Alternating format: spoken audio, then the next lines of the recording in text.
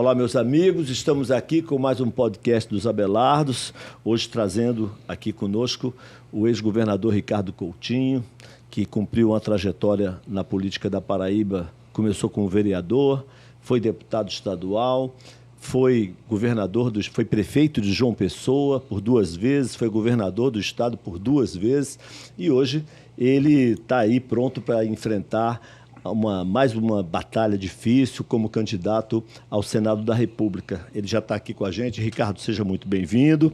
Estou aqui, você sabe que os Abelardos eu não preciso apresentar, porque aqui você fala Abelardo, está falando com todos. Todo mundo responde. Pois é, mas só para você saber, meu filho, o Abelardo Bug e o Abelardo Jurema Neto. Bom, Ricardo, você, como eu falei há pouco, você tem uma trajetória realmente muito peculiar, porque você enfrentou você até então era campeão de eleições, você já passou por todos os cargos importantes aqui do Estado e agora você disputa um mandato de senador.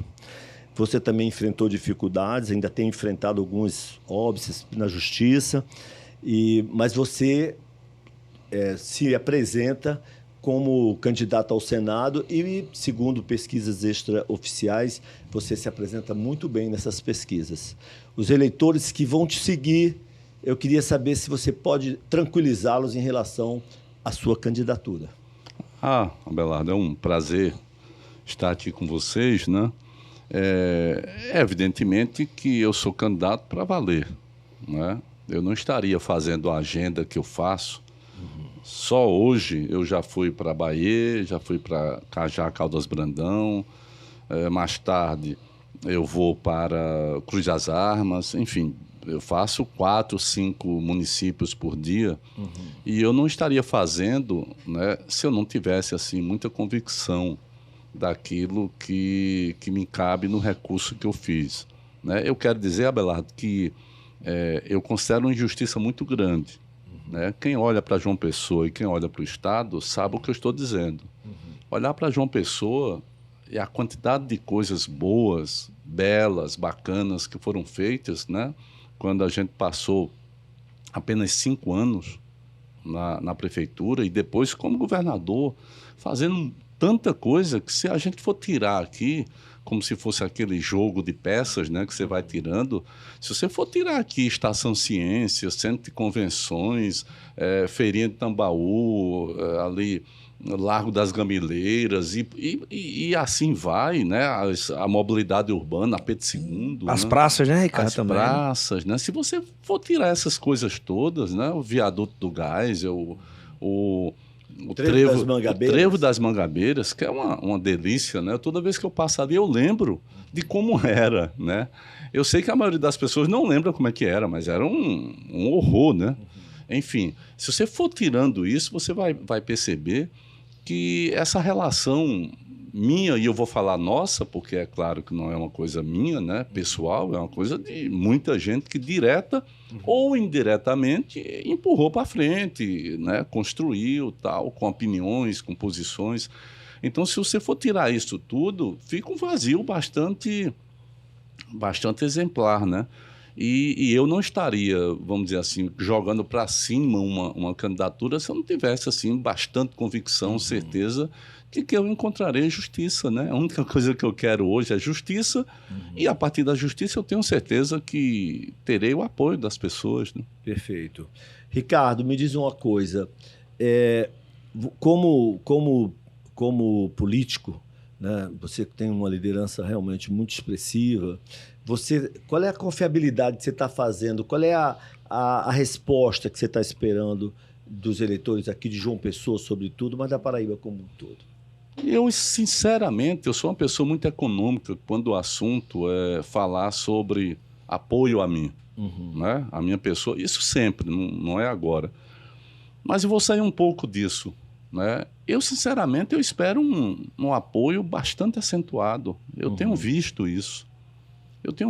Tem cidades, Abelardo, ou Abelardos, tem cidades que eu não tenho ninguém da institucionalidade e eu sei que eu vou ter 80% dos votos. Né? Por quê? Porque é uma cidade que não tinha água e eu coloquei água, uma cidade que não tinha estrada e a estrada está lá servindo as pessoas né? Eu encontro gente por dentro desse estado que foram atendidos ali no Metropolitano, o Hospital Dom José Maria Pires, né? Ou seja, tem muito essa coisa da gratidão no meio disso, apesar de eu sempre dizer que eu não faço favor para ninguém, né? É uma obrigação, né? Eu fui para isso, para fazer essas coisas mesmo. Quando nós estávamos vindo aqui, esperando você chegar, eu estava conversando com o Bug aqui, o meu filho, e ele dizendo assim, mas meu pai, o Ricardo, por 2 vezes, ele sofreu uma ingratidão muito grande. Me lembrou a questão do Luciano Agra. Fala para ele aí. Eu estava conversando com meu pai vindo para cá, né? Primeiro é uma honra e uma felicidade tê-lo aqui, viu, Ricardo? E parabéns pela campanha. Mas eu estava falando com ele que... Aí eu lembrei de Luciano Agra. Disse, pai, se você fizer um balanço, né? Se você refletir um pouquinho, Ricardo, ele teve ingratidão Ele foi ingrato, ele não, mas os outros foram ingratos com ele 2 vezes.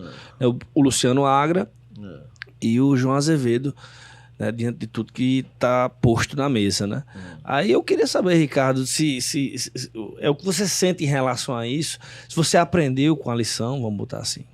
Bug, eu acho o seguinte, eu acho que são 2 situações diferentes, né?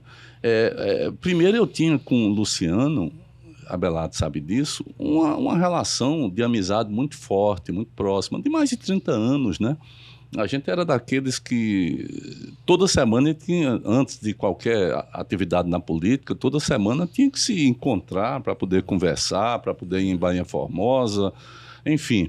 Ele era de Jaguaribe também, não? Rapaz, Luciano é de Campina Grande. É de Campina Grande. Não, porque Ricardo é de Jaguaribe. Jaguaribe. Juramentado, né? Pois bem, e Agra, ele era urbanista e eu me apaixonei por essa coisa do urbanismo. Eu não entendia nada, né? E comecei a compreender as coisas, os impactos disso na convivência. E a gente sempre foi muito ligado, né? Tanto é que em 2008, quando foi para escolher um vice, aí o próprio Agra dizia, não, eu não quero não, porque eu tô meio doente, porque tinha uma complicação que era controlada, eu tô meio doente e tal, mas eu não quero. Eu disse, rapaz, vai ter que ir à força, né? E tinha pessoas que queriam e ficaram muito desgostosas comigo, porque... Mas eu queria dar à cidade, sabe o quê? Continuidade. Né? Eu queria dar à cidade a alguém que já vinha olhando para a cidade com esse olhar de urbanista, com esse olhar, o cuidado com as praças, o cuidado com aquele jardinzinho ali, com o meio ambiente, no modo geral, né? Essa discussão que você sabe, aqui não era uma discussão muito presente, né? Então, eu digo, e Luciano, enfim, sempre me passou isso. E quando o Luciano abdicou da reeleição, foi ele que abdicou, não fui eu que pedi isso. Né? Ninguém sabe disso, porque eu nunca falei sobre isso, Abelardo.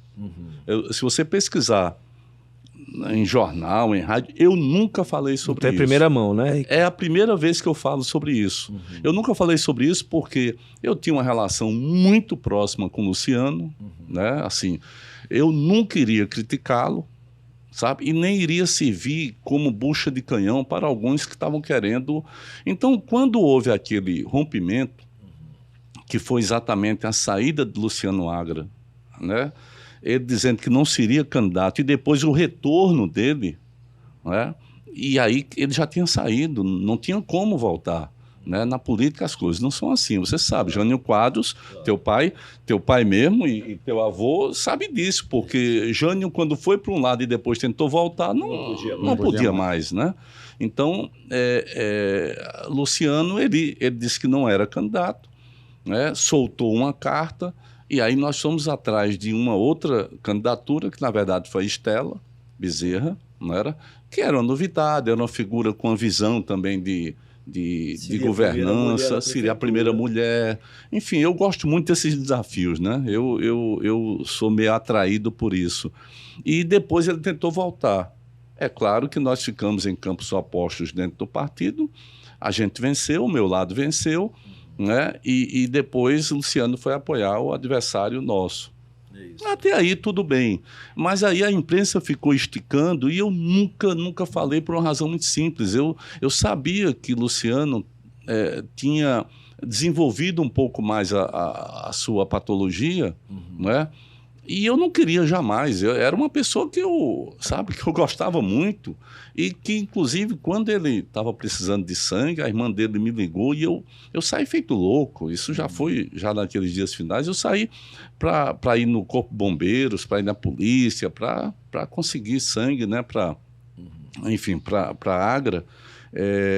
Então era uma coisa que eu nunca respondi porque não me interessava, era um amigo e eu, apesar de afastado, então eu respeitaria o afastamento, porém era uma pessoa que eu tinha afeto, carinho. No caso com o João Azevedo, não, né? Talvez o grande risco é que a gente nunca tenha tomado sozinho, olhando um para o outro, um vinho, né? Uma bebida, vamos aqui conversar sobre a vida. O que é que você... Enfim... E o que é que te fez escolher o João Azevedo?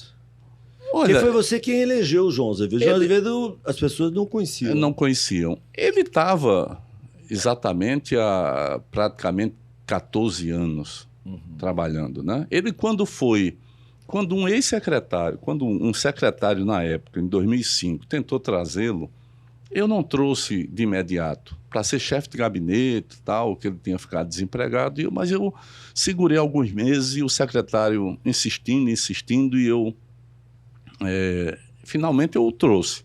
Ele vinha de Bahia e tal, aí eu trouxe, ele entrou ali como chefe de gabinete, se esforçou e eu fui. Eu sou assim, eu observo, eu fico observando. Se esforçou e em seguida abriu uma vaga na Secretaria Adjunta da Secretaria de Habitação, aí eu o coloquei e depois, com a saída de Fred Pitanga, né, nosso amigo, eu o coloquei na Secretaria de Infraestrutura. E quando foi para o Estado, eu o levei, conversei com o Luciano, disse: Luciano, conversamos, armamos os dois times, digamos assim, né, e eu o levei. Portanto, essa pessoa que tinha aí 5 anos, né, e mais 8 anos de governo, 13 anos, eu achei que ele tivesse capacidade de tocar o projeto. Não era me atender, porque eu nunca pedi nada, eu não peço nada, eu entro e saio dos cantos e eu não peço nada. É assim, você não encontra ninguém que diga que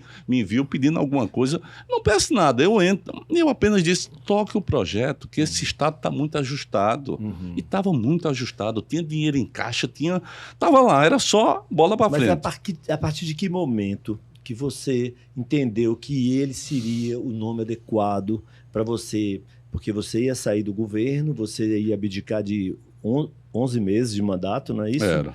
É por uma pessoa que você deveria ter muita confiança. Quando é que você decidiu assim, rapaz, o melhor nome é João Azevedo? Olha, eu trabalhei com esse nome em 2016. Você lembra? Para a prefeitura. Prefeitura, né? Acontece que me parecia que ele não estava ciente do que é ser candidato, né? Porque ser candidato é você correr atrás, amiga, você convencer as pessoas, você disputar a ideia. De porta em porta, né, Ricardo? De porta em porta, você ter...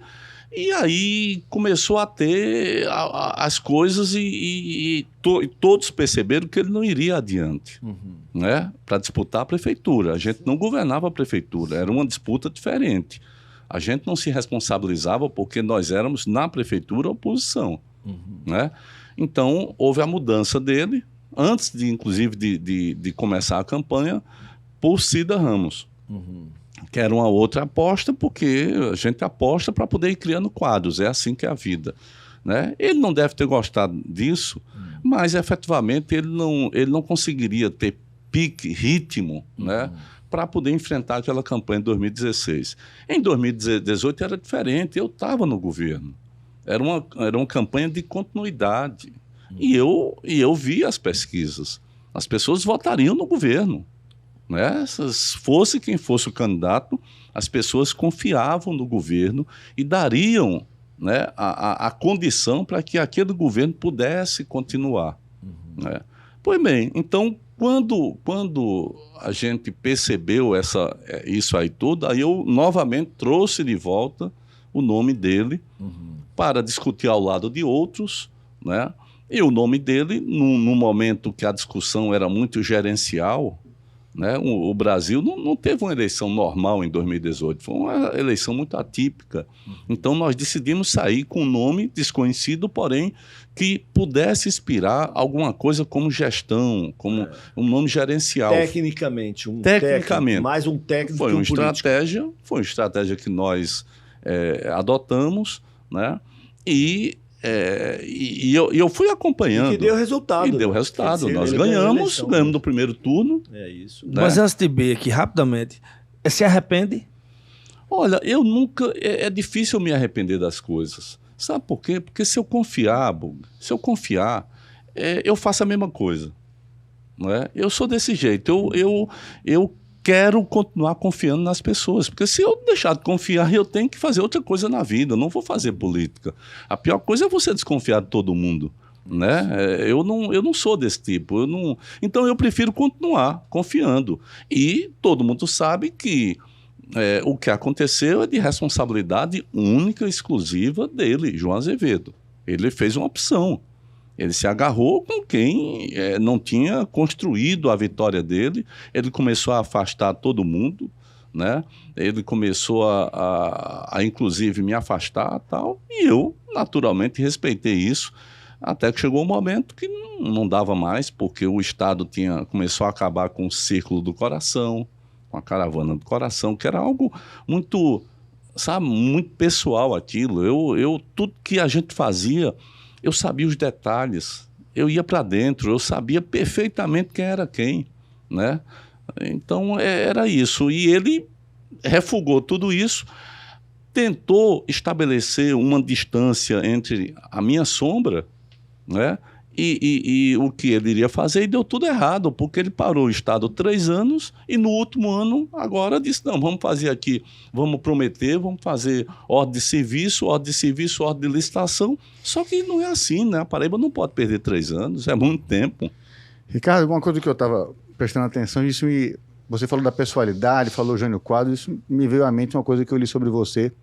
Você se formou em farmácia, e no auge da ditadura, salvo o melhor juízo, em 77, 78, entrou em farmácia e você revitaliza o diretório acadêmico da Universidade Federal da Paraíba. Né? Se eu não me engano, você foi o presidente. Dali você vai para o Rio. Né? Eu queria saber como foi essa história. Você foi para o Rio, aí é escolhido para acompanhar com Brizola. Se eu não me engano, você funda a CUT. Como é esse início do Ricardo universitário, que já teve essa bagagem sindicalista e de diretório estudantil que entre final de 70 e começo de 80 teve seu grande apogeu, né? Abelardo Neto, na verdade eu nunca me vi com um mandato eletivo na mão, né? Até então. Eu não me via, eu achava que eu não tinha uma oratória, uma dicção boa, enfim, eu sou muito perfeccionista e sou primeiro comigo, né, do que com os outros. Mas naquela época, que era uma época da redemocratização, todo o período de mudança ele é muito cativante, né? Então todo mundo participava, né? Se você observar bem no Brasil da redemocratização, os quadros todos vinham de onde? Das universidades, dos movimentos estudantis, vinham do sindicalismo. Era um momento de afirmação da sociedade, né? E eu fui participar do movimento estudantil, né, lá em farmácia, aí fiz um concurso para a universidade, né, fui trabalhar no laboratório lá do HU, e quando foi em 84, a universidade precisava de um farmacêutico, tinha convidado Roseana, que você conhece, Roseana Meira, claro. Né, aí Roseana não quis ir para esse curso, porque ela tinha acho que queria um mestrado, alguma coisa assim. Isso é do Rio de Janeiro, né? Isso do curso de especialização promovido pelo MEC, que pegou de cada hospital universitário um farmacêutico para implantar posteriormente um novo serviço, distribuição de medicamentos, tal, enfim, era o que tinha de mais moderno. Aí a Rosiana não quis ir aí eu disse, eu me proponho a isso. Então eu saía, quando eu voltei, eu saí do laboratório para ir para a farmácia hospitalar, lá do hospital universitário. Quantos anos, só para saber quantos 24 anos. Em 84, né? 84, eu nasci em 60, né? Então, eu volto e eu fui para o Rio de Janeiro e eu já tinha uma relação com o movimento sindical, porque na universidade, né? E lá no Rio eu continuei a ter, porque eu conheci um monte de gente, e o Rio é algo fantástico, né? O Rio tem essa chama de atrair as pessoas, de apaixonar e tal. E eu fiquei lá pelo Rio fazendo o curso e, ao mesmo tempo, me envolvendo lá com os movimentos todos tal, e aquilo foi muito significativo para mim. E, ao voltar, aí eu fui para o sindicato dos farmacêuticos, mas também vivia ali pela universidade, agia na universidade, agia na Previdência, fazia no Estado, na área de saúde, tinha uma relação com o pessoal da cultura, né, muito forte, que era a época dos Fala Bairro, né, Fala Jaguaribe, Fala Castelo, Fala Torre, e aí que foi um movimento interessantíssimo, né, culturalmente falando. E, Ricardo, dessa época para cá, a esquerda, vamos dizer assim, ela teve um domínio na política muito forte, né? Tivemos 2 mandatos do Lula, teve o mandato da Dilma interrompido, mas o sentimento do país era um sentimento de esquerda. E, de repente, quando o tempo passa, a gente vê hoje o que talvez naquela época ninguém imaginasse, que foi um crescimento da direita muito forte através do Bolsonaro, né? Que surgiu nas últimas eleições, embora já fosse deputado há 6 mandatos, né? Mas, de repente, o Bolsonaro, que era até então uma figura um tanto folclórica dentro da Câmara, ele, de repente, aparece como um estadista, vamos dizer assim, e começa e causa essa mudança. Você acha que isso foi provocado mais pela competência da direita ou mais pelos erros ou pelas falhas da esquerda? Eu acho que o que tem acontecido no mundo, e particularmente no Brasil, eu acho, Abelardo, que o Brasil é o grande laboratório, foi o grande laboratório dessa coisa chamada manipulação coletiva de mentes, né? Utilização de mídias sociais, foi o grande laboratório. A gente não tem nem ideia do que esses caras aprontaram aqui, coletivamente falando, para destilar ódios. Muito ódio circulou, mentiras, diversionismos, negacionismos. A vida virou uma loucura. As chamadas fake news também, Fake news virou uma loucura, né? Eu acho que o Brasil foi o grande laboratório. Eles testaram isso na Inglaterra. A Inglaterra, com seus 60 milhões, 70 milhões de habitantes, naquele Brexit, a saída da Inglaterra da União Europeia, né? Tinham testado isso também nos Estados Unidos, com o Trump, mas aqui no Brasil, pegando uma população com muita desigualdade social, uma população muito carente, porém com um mercado imenso. Todo mundo tem um smartphone. Todo mundo tem, Todo mundo. Então, eu acho que... vendedor de picolé na rua... Tem smartphone. Tem na hora. Pedinte de esmola na rua. Tem um smartphone. Como meu pai disse para mim um dia, disse, meu filho, hoje em dia todo mundo é um sistema de comunicação, né, pai? Porque hoje em dia você tem um sistema de comunicação na mão. Na mão, todo mundo. O celular, ele é vídeo, ele é áudio, ele é um jornal, ele é um sistema de comunicação. Sem dúvida. Você distribui notícias, recebe, né? Claro.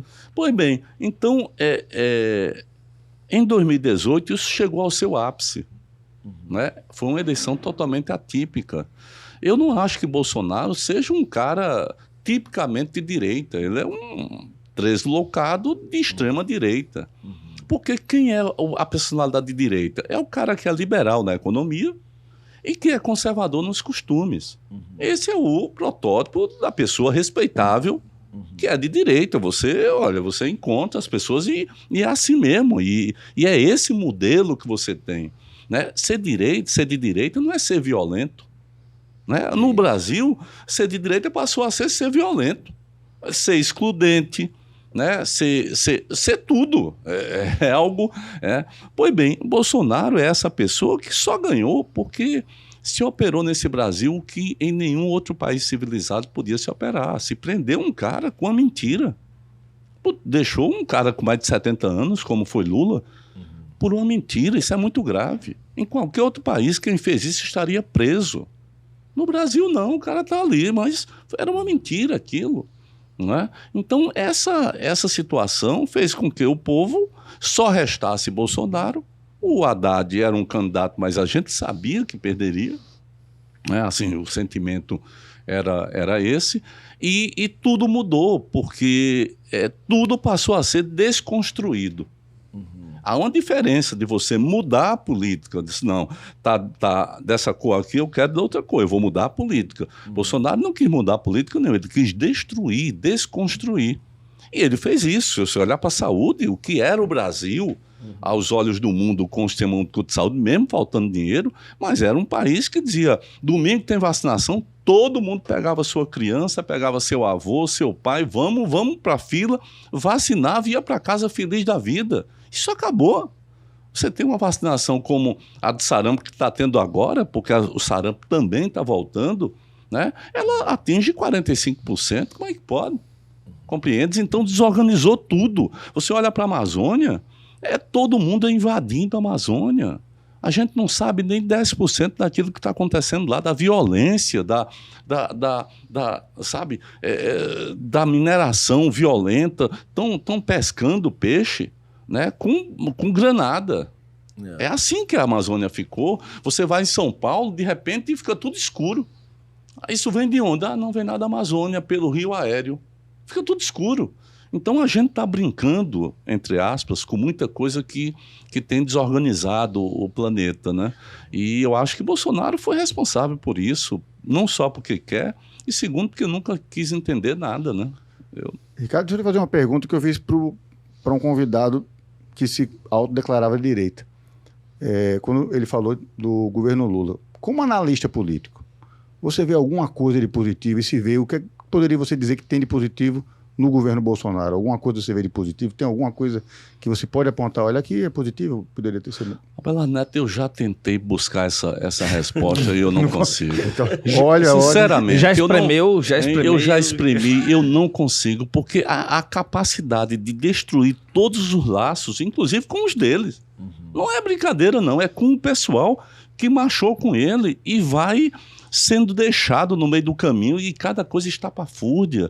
Tem uma turma que entrou no Congresso que é de dar dó, rapaz. Você não acha que falta liderança no Congresso? Lideranças assim que de mais ênfase, de mais respeitabilidade? Eu vejo, por exemplo, a gente lembra, você comigo lembra, e eles também, talvez, porque é questão de geração, mas uma voz como a do Ulisses Guimarães, ela repercutia nacionalmente. Demais. Ele era uma figura que realmente impunha muito respeito, né? Hoje a gente percebe que falta muita autenticidade, muito vigor, né? E muita credibilidade em vozes que possam se opor ao presidente da República. O Brasil sempre teve uma camada de políticos que era, eu vou dizer, era confiável, né? Porque tinha formação. Um Ulisses Guimarães, um Mário Covas, um Leonel Brizola, um José Genuíno, era um Jabas Passarinho, falando ali pelo lado da ditadura e tal. Era a turma... O próprio Sarney também, né? Sarney era a turma que chegava para conversar e eles arrancavam entre si algum acordo.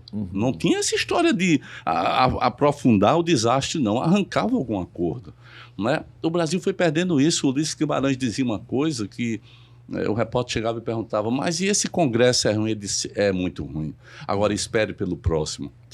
Era assim, né? Porque o velho Ulisses, com a sua sapiência, com a sua sabedoria, ele sabia as forças que estavam se movimentando, né? A cada ano que passava, e principalmente a força... A mudança do conceito da política, né? Porque o cara que votava em Ulisses votava a vida toda. Hoje em dia, não. Compreendes? Você não tem mais isso. Agora por outro lado, eu acho que esse próximo Congresso vai ser muito melhor do que o atual, porque o atual foi muito ruim. O atual se chegou numa situação limite, cada coisa que tem ali dentro. E você, a propósito disso, você vai integrar esse Congresso, caso eleito, né? Você vai para o Senado. Vai encontrar um Senado da República que hoje valoriza exclusivamente as emendas propositivas e impositivas, né? Quer dizer, hoje você não vê mais um senador jogando num outdoor o que ele fez em favor da nação. Aquilo, fulano de tal liberou 8 milhões, 10 milhões, 20 milhões, 50 milhões de para o município tal, como se isso fosse a grande realização dele, que, na realidade, o parlamento, como o próprio nome indica, diz. É de parlamentar. A função dos políticos, dos senadores, dos deputados, é fiscalizar e não ordenar despesa. Sem Pelo dúvida. Menos é a minha opinião. Como é que você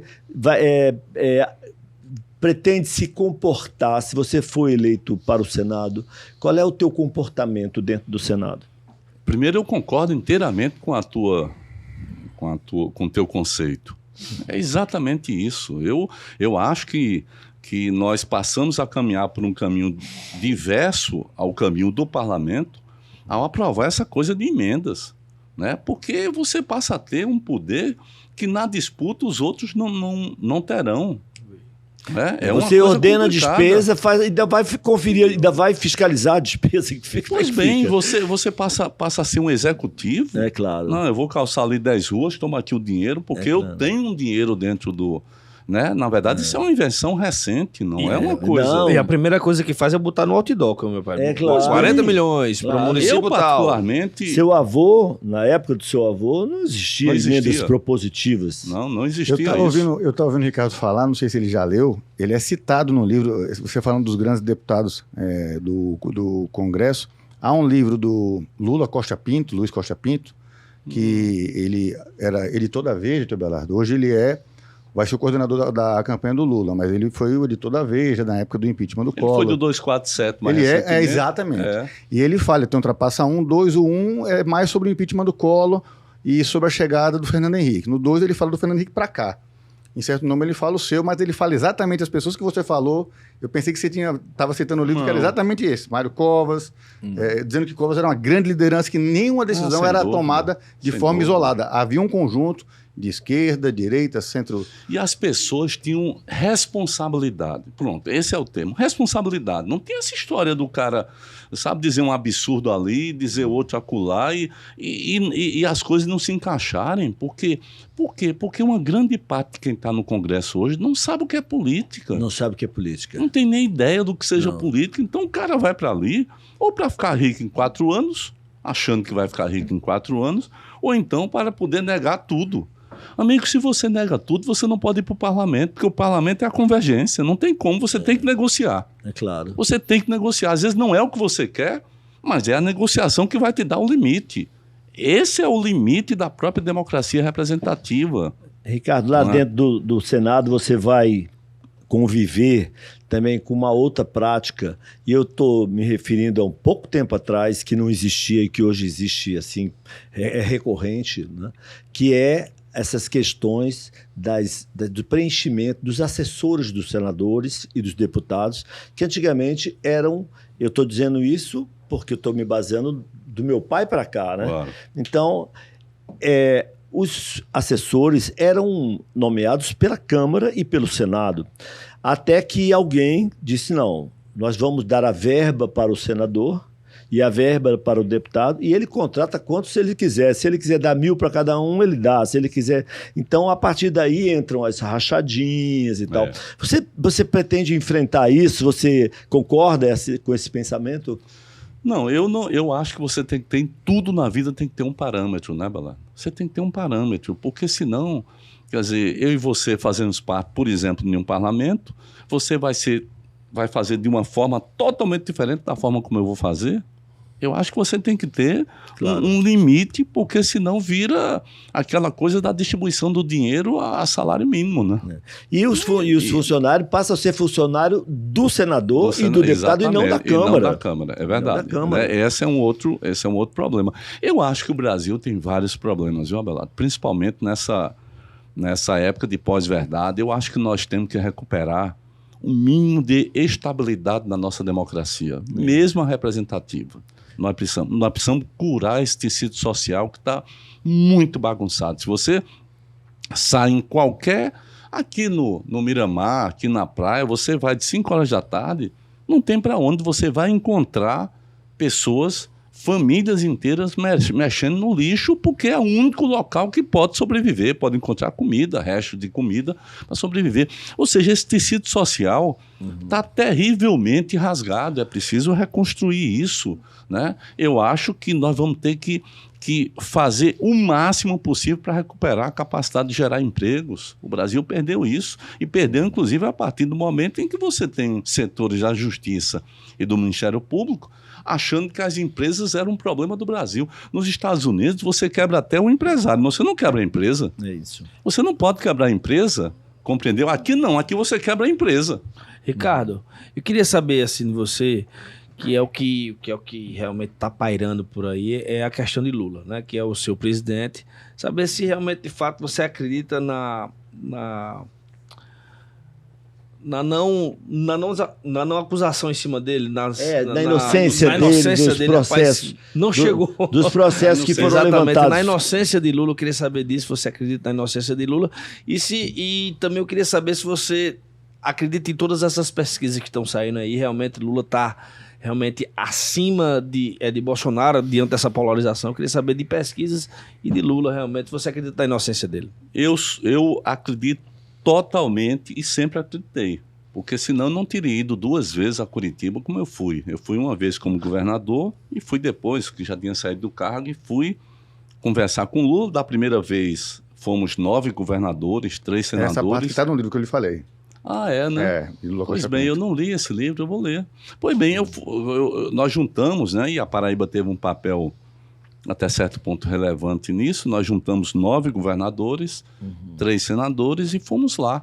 Mas não nos deixaram ver o ex-presidente da República. Imagina a violência, né? Não nos deixaram ver. Era o 2º dia, eu acho, que ele tinha chegado lá. E depois eu retornei porque ele passou a receber pessoas de quinta-feira, e ele me chamou numa dessa quinta, eu fui lá para poder conversar um pouco, né? E eu te digo uma coisa, olha, quando juntou justiça e mídia, você sabe que nos Estados Unidos você não pode nem transmitir uma sessão da corte, né? Tanto é que aquela coisa do desenho, do famoso desenho que fica lá um desenhista pintando, né, desenhando o rosto do juiz, do júri, né, você não pode, porque é uma aproximação indevida. Eu acho que esse sistema, desculpa a interrupção, mas essa questão da transmissão direta das sessões do Supremo Tribunal Federal, para dar só um exemplo, aquilo não fez bem ao tribunal, porque aquilo coloca os ministros como se fossem estrelas, eles passam a se comportar como tal, porque viram o centro das atenções, né? Eu acho que aquilo foi um mal feito, porque antigamente você, da época de outros tantos ministros que passaram a história do Poder Judiciário do Brasil, né? Não se expunham tanto como se expõem, porque hoje não é. A exceção da Rosa Weber e de alguns que ficam mais. Aquilo é a Câmara e eles se julgam verdadeiras verdades. Ministro do Judiciário hoje é mais conhecido do que ministro do governo. Sem dúvida nenhuma. Eu nunca vi isso. Foi um erro grande. O que você me diz, o Saad, o diretor-geral da Band. Eu era governador, fui a São Paulo e fui fazer uma visita, né? Protocolar e tal, fui lá conversar com ele. E na época eles estavam, e ele me falou que na época que estava sendo implantada a TV Senado, né, ele havia sido procurado, a TV Senado, a TV Justiça, né, do Judiciário, ele havia sido procurado e ele disse, ministro, o senhor quer realmente fazer isso?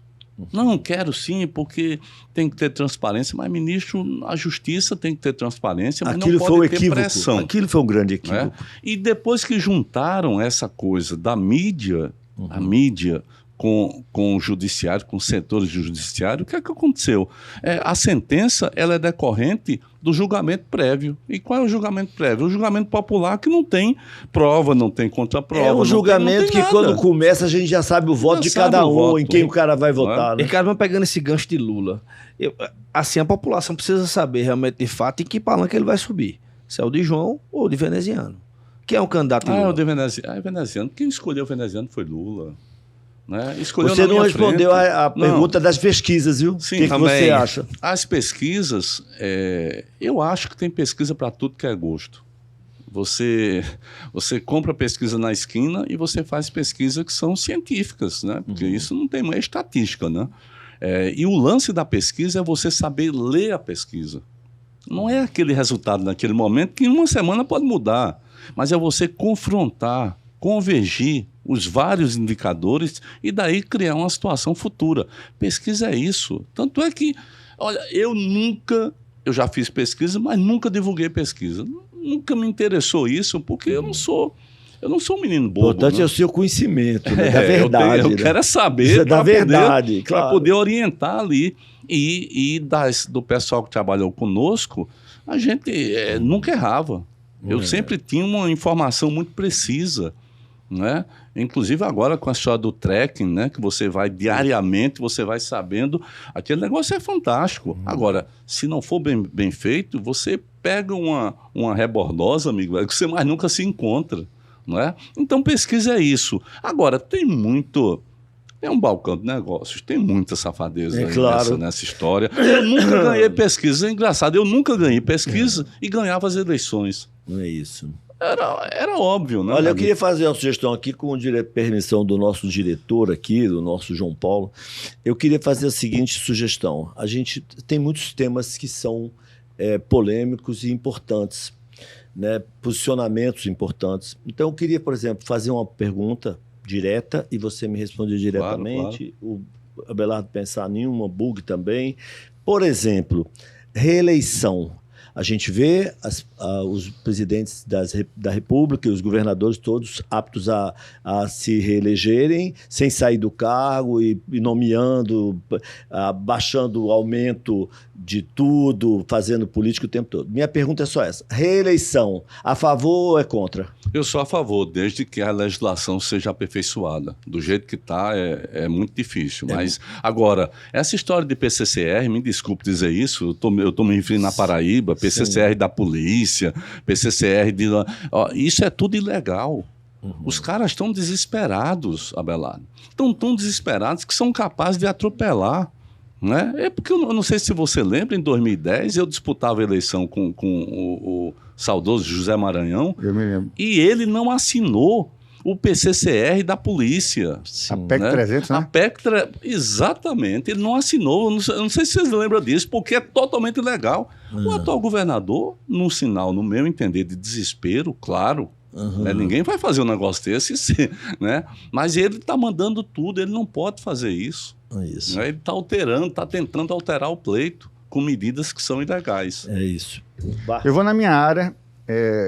Ricardo, mandato de ministro de STF. Nem vou entrar na área jurídica. O ministro, quando é nomeado, ele fica ad eterno. Isso, de certa forma, anteriormente passava uma segurança jurídica. Hoje, o que parece a nós, eu digo como advogado, é uma insegurança total. Você, de acordo com a proposta que a OAB tem de que o ministro tenha o seu mandato fixo e determinado... É a favor ou contra? A favor ou contra? A favor. Eu sou a favor. Eu acho que você ficar... Fico feliz também.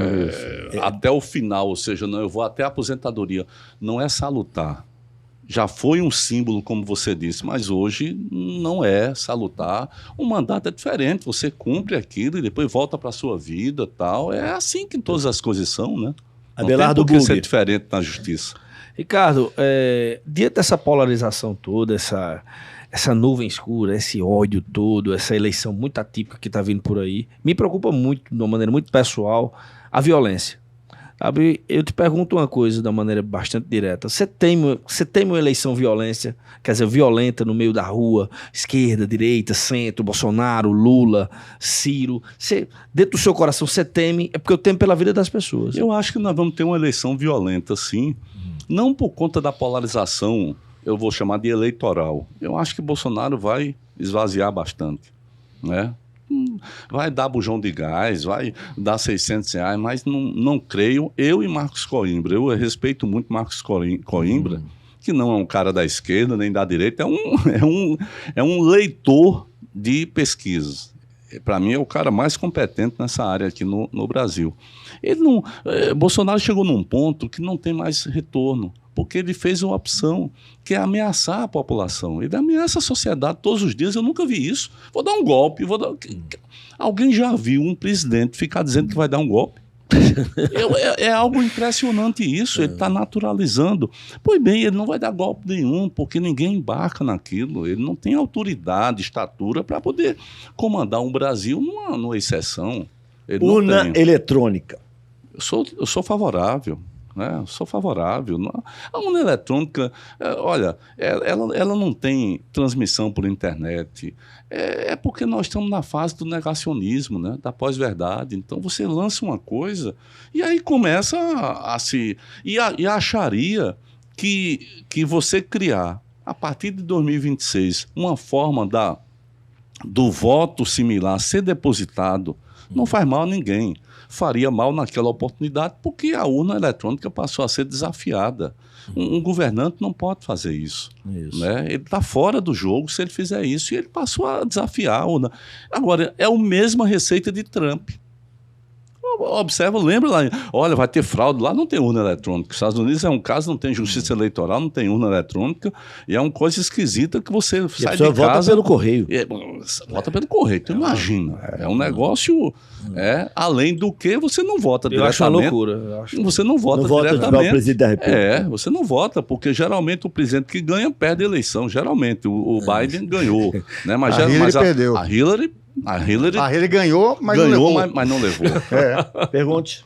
Coeficiente eleitoral. Na parte das eleições proporcionais, deputados, não a sua, deputados federais, estaduais, ganha quem tem mais voto? Ou você acha que deve se respeitar essa parte do índice de eleição, que às vezes ocorre aquele que não tem... Do coeficiente partidário. Eu acho que o Brasil está fazendo um aperfeiçoamento, né? Ao proibir as coligações, ao fazer com que os partidos eles possam se constituir de verdade e não cartorialmente. Das federações? A federação foi só mas a federação requer um compromisso de 4 anos, no mínimo. Né? Então, é algo que muda um pouco, que antes era só coligação para aquela eleição. Então, você coligava e depois saía. Né? Eu acho que há uma tentativa de fortalecer os partidos. Agora, o quadro, Abelardo Neto, é muito pantanoso. Né? O quadro é muito difícil. Você olha assim para os partidos, está uma confusão. Você olhar para o Rio de Janeiro hoje, é uma confusão que, sabe, cada partido está com 3 ou 4 candidatos. Isso. É o Rodrigo Neves do PDT, é o Freixo eu estou falando da esquerda, é o Freixo que está no PSB hoje. Quer dizer, você tem uma fragmentação muito grande. Se não me engano, os dois na frente, né? E aí é que fica difícil mesmo. Aí fica difícil.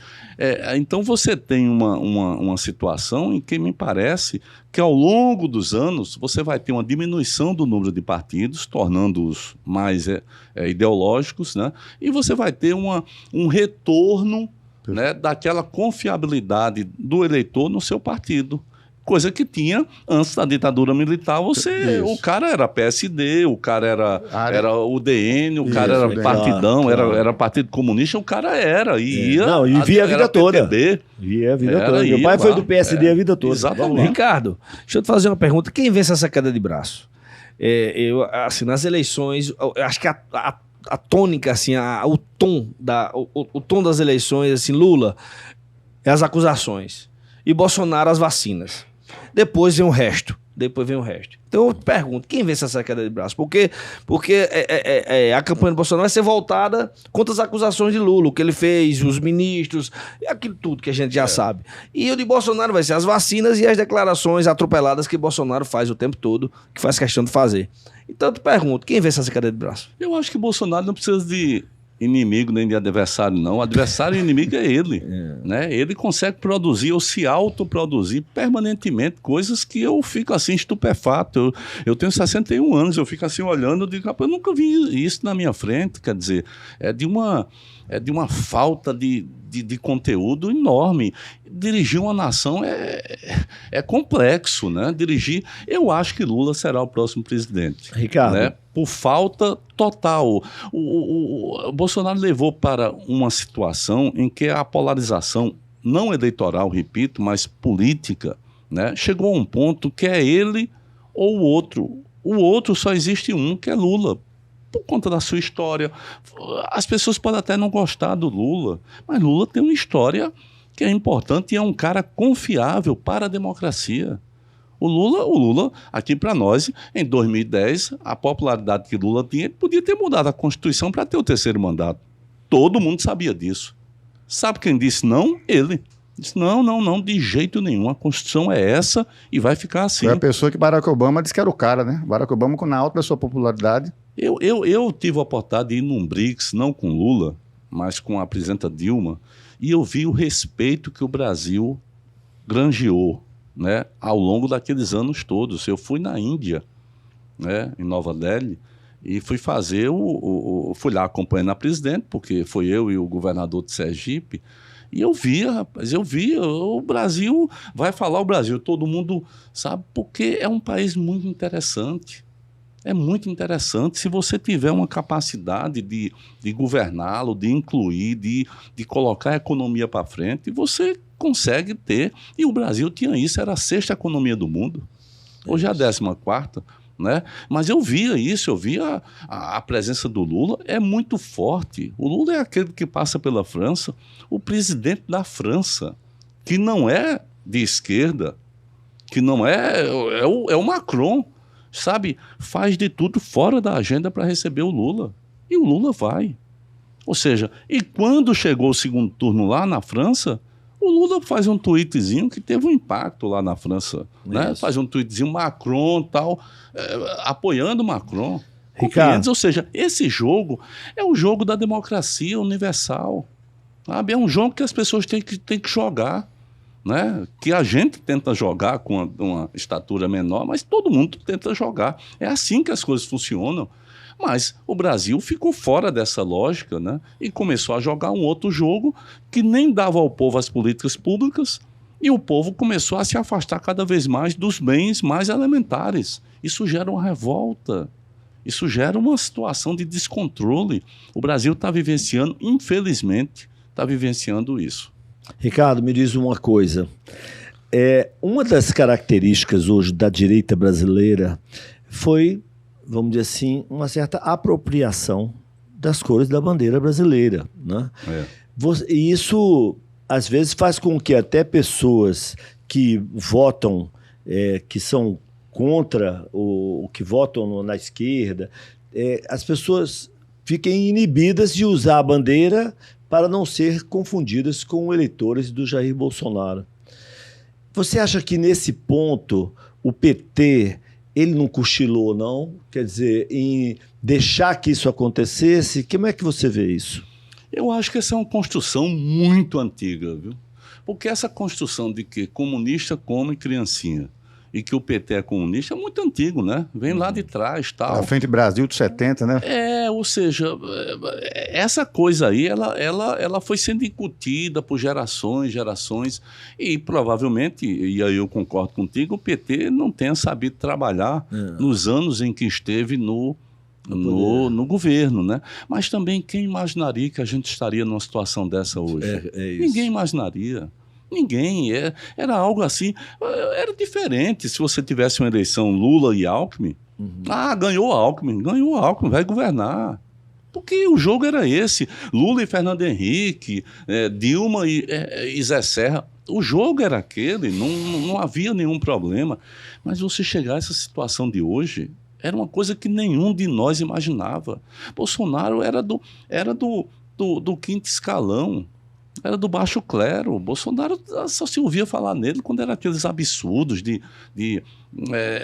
tortura, sabe? De dar medalha para o brilhante Ustra.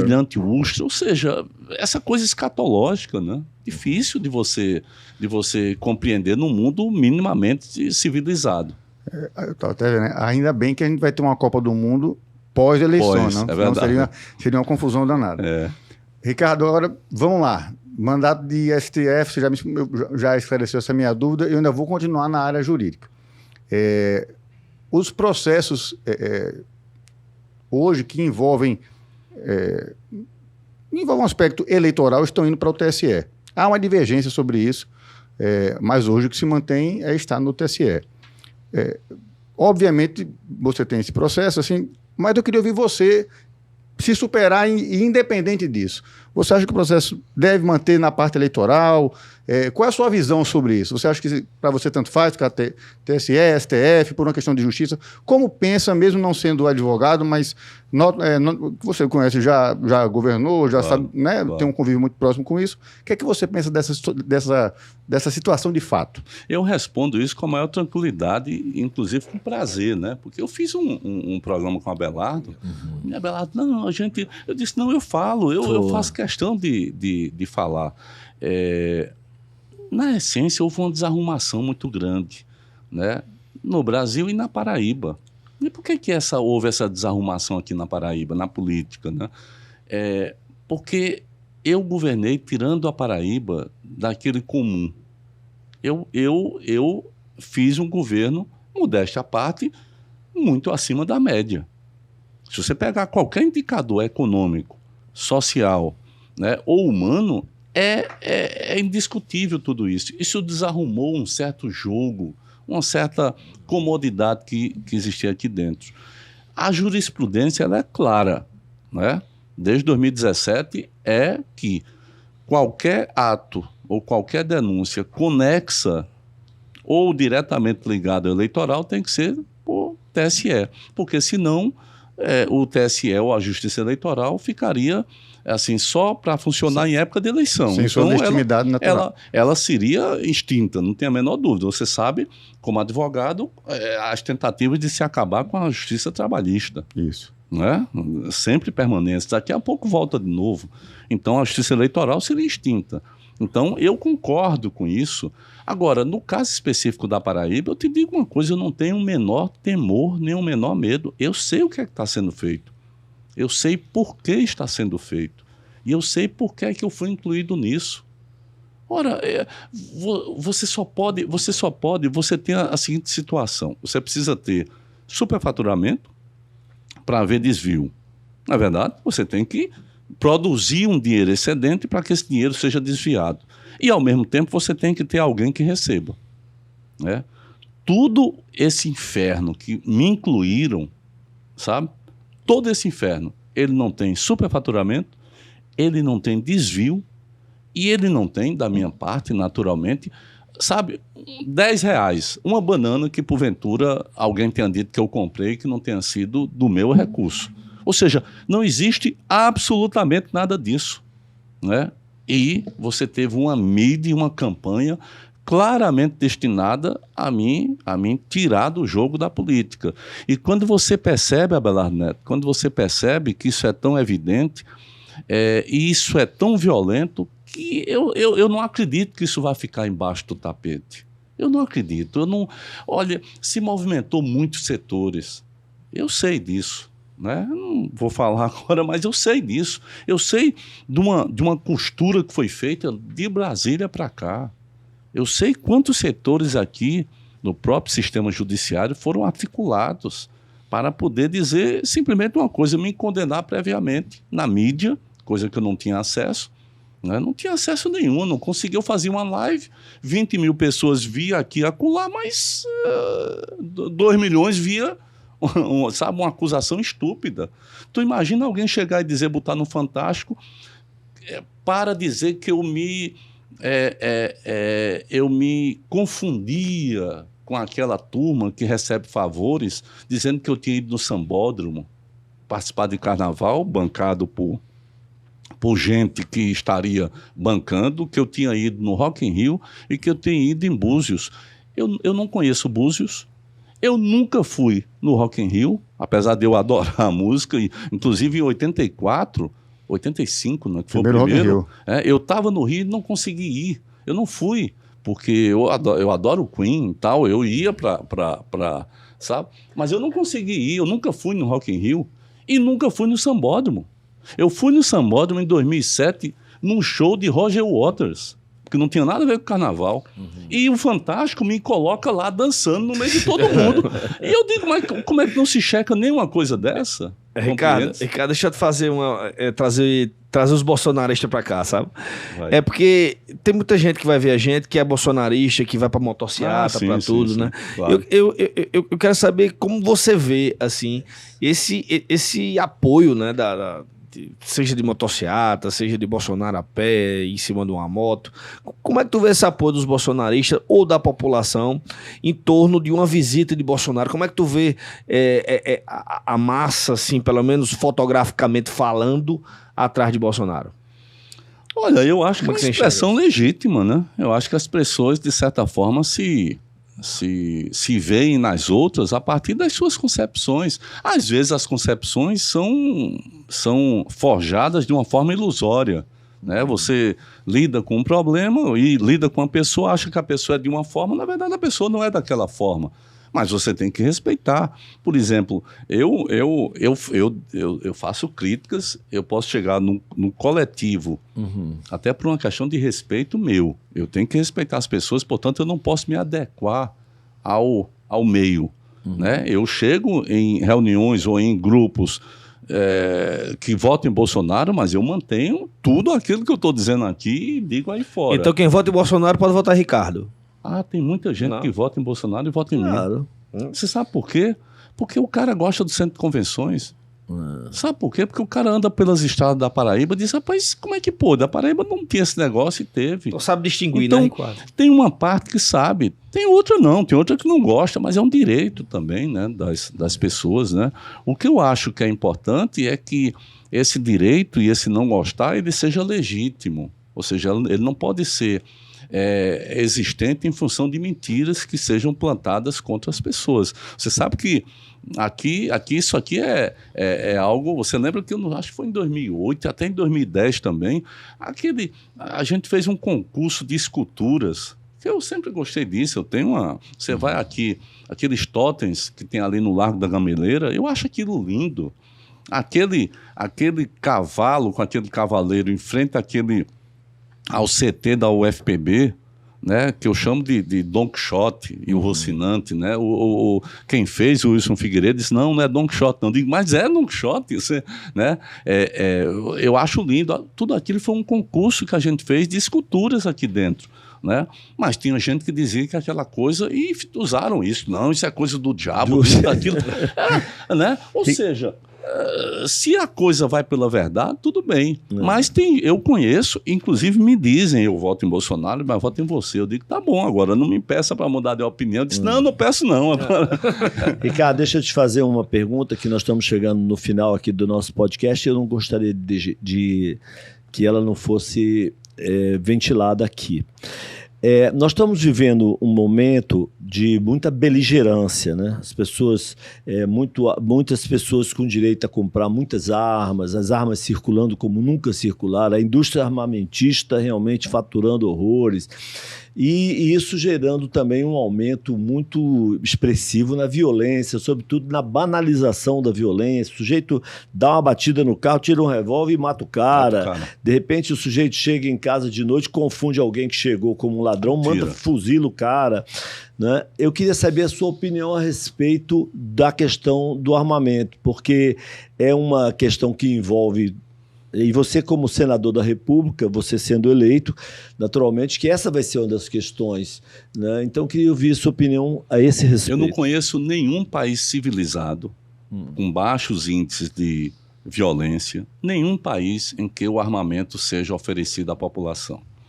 Quando se distribui armas, quando se libera armas, a mensagem daquilo é a seguinte: nós não acreditamos na segurança pública.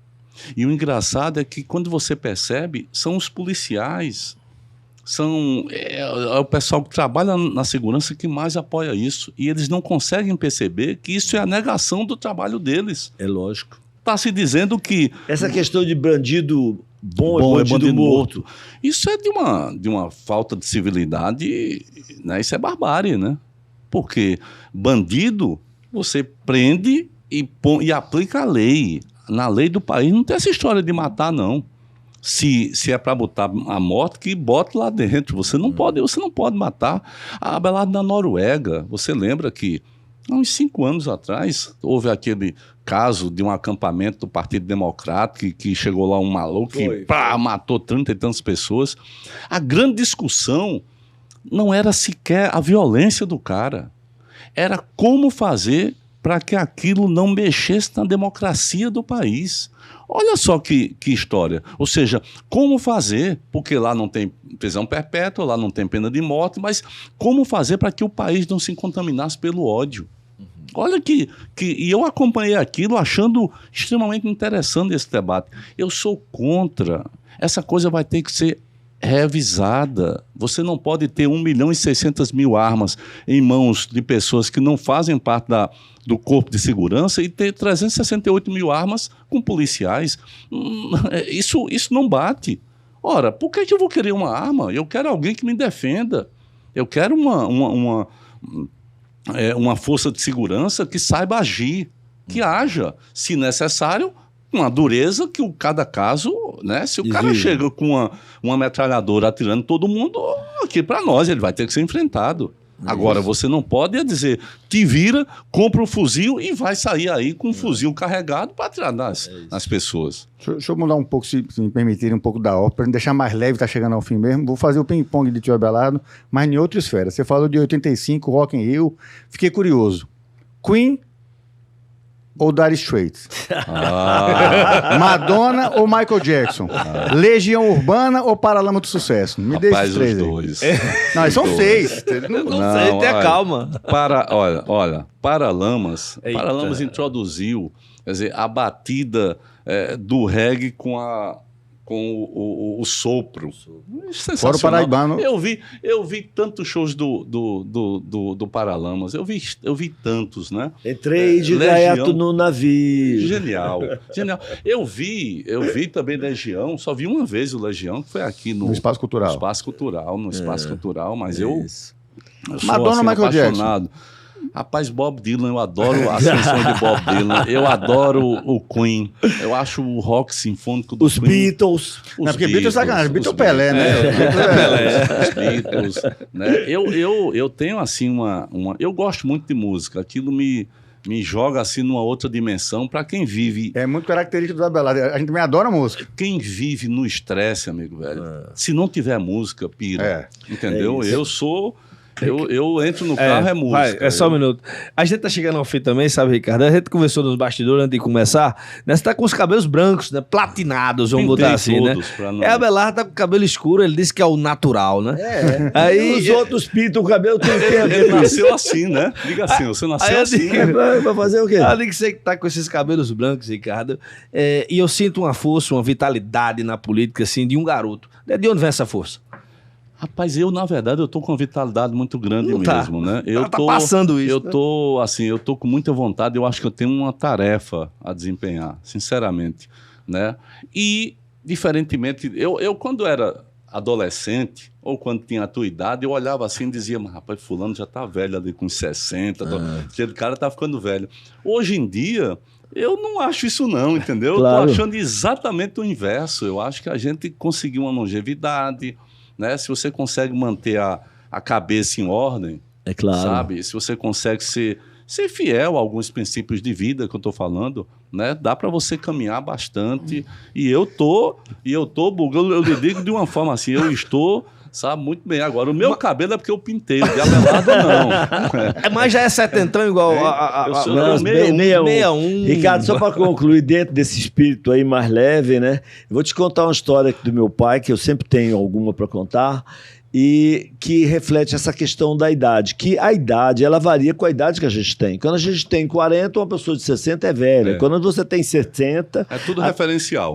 O referencial é você próprio. Você tem 70, você acha um homem de 80. O meu pai morreu, Dona Sara Kubitschek, que era muito amiga do meu pai. E meu pai já estava com 80 anos e eu cheguei, meus irmãos ainda disseram, não precisa dizer para seu pai, porque ela gostava muito do meu pai e meu pai gostava dela. Aí eu cheguei, porque besteira, meu pai com 80 anos vai se comover mais com isso, porque com 80 anos você sublima isso tudo, isso é história. Aí eu cheguei para meu pai e disse, meu pai quem morreu foi Dona Sara. Aí ele olhou para mim e disse assim, Sara morreu? Eu disse, morreu. Aí ele disse, quantos anos ela tinha? Eu disse, 92. Ele olhou para mim e disse, bem seriamente, moça ela. Eu disse, era. Muito bom. Tudo depende do parâmetro. Tudo depende do parâmetro. Porque com 80 ele estava querendo viver até os 100, você está entendendo? Então, sem dúvida, assim. Sem dúvida. É exatamente isso. Não é isso? Eu tô, sabe assim, correndo muito, porque também tem uma coisa, eu estou muito organizado, assim, e de certa forma a Amanda é uma figura, assim, extraordinária, né? Muito bom a gente ter uma mulher que a gente confia, né? Companheira, né? Eu sou casado há 40 anos com a mesma mulher, mas é porque realmente ela é Abelardo Jurema 100%, sabe como é? É verdade. Rapaz, eu vou ter que... Ela é Abelardo Jurema 100%, meu pai fez 70 anos, aí quando meu pai cantou My Way, quando desceu do palco, olha... Você tá cantando melhor do que Frank Sinatra. Eu digo, peraí, mas pelo amor de Jesus. E quem discorda, né? Mas e aí, estamos na hora, senhor diretor? Estamos na hora? Quem discorda, Olha, né? Ricardo, para nós aqui, os Abelardos, foi um prazer muito grande receber você aqui. Todos nós admiramos os homens inteligentes, os homens que têm posicionamentos. E a gente aqui deseja que você tenha sucesso na sua empreitada, que você tenha o reconhecimento que você espera. Enfim, que você seja bem-sucedido nessa, vamos dizer assim, nessa caminhada que você está se dispondo a fazer para representar a Paraíba no Senado Federal, com a sua valentia que você sempre teve. E a gente deseja realmente que você tenha sucesso, tá bom? Obrigado, Abelardo. Foi um prazer enorme participar aqui dessa conversa, né? E eu acho que eu tenho capacidade e condição de ser um bom representante. Eu tenho uma experiência, né? Eu tenho uma experiência administrativa que eu acho que conta muito, né? Num estado difícil, complexo, como é a Paraíba, numa cidade também complexa, mas que avançou muito, né? Nós somos daqui, a gente sabe como essa cidade, sabe, nos faz bem, né? Principalmente quando ela consegue ser bem tratada, né? Quando ela consegue ser entendida, né? Entendida do presente para o futuro, né? E acho que essa minha experiência e essa, eu vou chamar de coragem, né? Eu acho que o Brasil vai precisar muito disso. É por isso que eu estou assim, achando que eu posso cumprir esse papel, né? No Senado da República. Nós vamos ter um período de instabilidade. Nós precisamos recuperar as melhores cabeças aí que estão na política pelo Brasil afora, sabe? Exercer muito essa coisa da convergência, estabilizar o país, devolver essas políticas públicas para que depois a vida normal, democraticamente falando, volte. É assim que as coisas devem ser, né? Para que os partidos voltem a se enfrentar, porque agora eu acho que nós vamos fazer uma transição e eu acho que eu posso contribuir nessa transição e evidentemente que gostaria muito que a população também achasse. Valeu. Obrigado, né? Obrigado. Eu quero agradecer também, eu só quero colocar que depois das eleições, você vai voltar aqui para a gente entrar um pouco do Ricardo fazer pessoal. Um balanço do que aconteceu. Né? A gente falou sobre música, eu fiquei muito curioso sobre o Ricardo Coutinho pessoal, a pessoa dele, os gostos. Então, Pois é, Ricardo, foi uma honra, assim, uma felicidade. Venha sempre, a casa é sua, viu? Obrigado, gente. Tá bom, obrigado. Ricardo, valeu, muito obrigado. A gente vai chegando ao final aqui do nosso podcast, estamos esperando vocês em outra oportunidade. Abelardo, outra oportunidade que você estava dizendo, mas se inscrevam no canal. Opa, se inscrevam. Deixa o joinha. Dá moral pra gente.